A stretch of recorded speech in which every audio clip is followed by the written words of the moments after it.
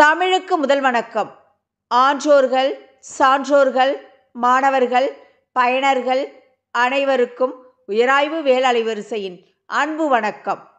இன்று தினமொரு மாணவர் நிகழ்ச்சியில் மதுரை KACA அருணாசலம் மேல்நிலைப் பள்ளியின் 11ஆம் வகுப்பு படிக்கும் மாணவி சு. ஹம்சவர்தினி அவர்கள் மதுரையின் சிறப்புகள் குறித்து நம்மிடையே உரையாற்றுகிறார். கேட்டு மகிழுங்கள். இதேபோல் தினமொரு மாணவர் நிகழ்ச்சியில் நீங்களும் பங்கேற்க வேண்டுமா? என்னோடு தொடர்பில் வரலாம். நாம் அனைவரும் தமிழால் இணையலாம். உங்களின் நான் முனைவர் சே. அஜிதா, துறைத்தலைவர், தமிழ்துறை, அரசு கலை மற்றும் அறிவியல் கல்லூரி, நாகப்பட்டினம். நன்றி, வணக்கம். பேசவெல்லாம் திறனை வணங்கிய இயேசுவெல்லாம் சிவனை வணங்கி முப்பெரும் தெய்வங்களை பணிந்து முக்கணிகளை புலந்து முத்தமிழுடன் கலந்து பேச்சிலே சிறந்து தருகிறேன் விருந்து.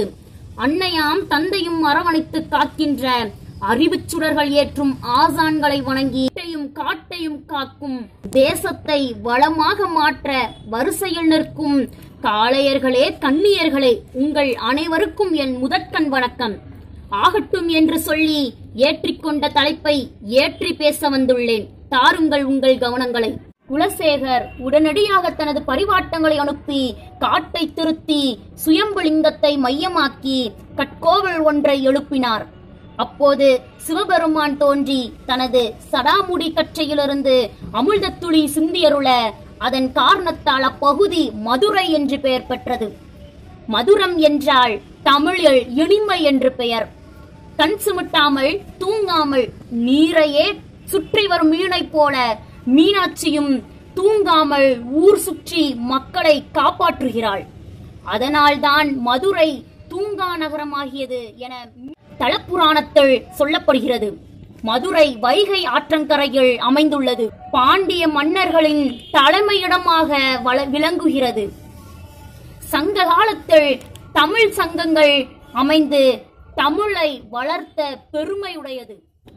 இந்த நகரில் அமைந்துள்ள மீனாட்சி அம்மன் கோவிலுக்காக இந்த நகரம் அதிகம் அறியப்படுகிறது. திருமலை நாயக்கர் அரண்மனையுடன் இந்த நகரத்தில் பல வரலாற்று நினைவு சின்னங்கள் உள்ளன. மதுரை தென் தமிழ்நாட்டின் முக்கியமான தொழில் மற்றும் கல்வி மையமாகும். நகரம் பல்வேறு ஆட்டோமொபைல், ரப்பர், ரசாயனம் மற்றும் கிரானைட் உற்பத்தி தொழிலகங்களுக்கு தாயகமாக உள்ளது. மதுரையில் ஆண்டுதோறும் தினசரி பல விழாக்கள் நடைபெறுகின்றன.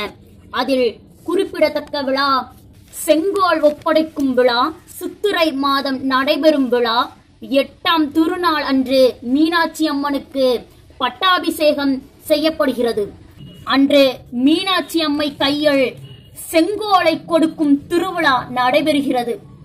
சித்திரை, வைகாசி, ஆனி, ஆடி ஆகிய 4 மாதங்களும் மதுரை மீனாட்சி அம்மையின் ஆட்சியின் கீழ் இருக்கும். ஆவணி 7ஆம் திருநாள் அன்று சொக்கநாதர் கைக்கு மாறும். அதாவது 8 மாதங்கள் சொக்கநாதருடைய ஆட்சியில் மதுரை இருக்கும். பெண்களுக்கு ஆட்சியின் முக்கியத்துவம் கொடுத்த நகராக மதுரை உள்ளது என்பதை உணர முடிகிறது. இவ்வளவு பெருமைகளை கொண்ட மதுரையை தமிழகத்தின் 2வது தலைநகராக ஆக்குவதில் தவறில்லை.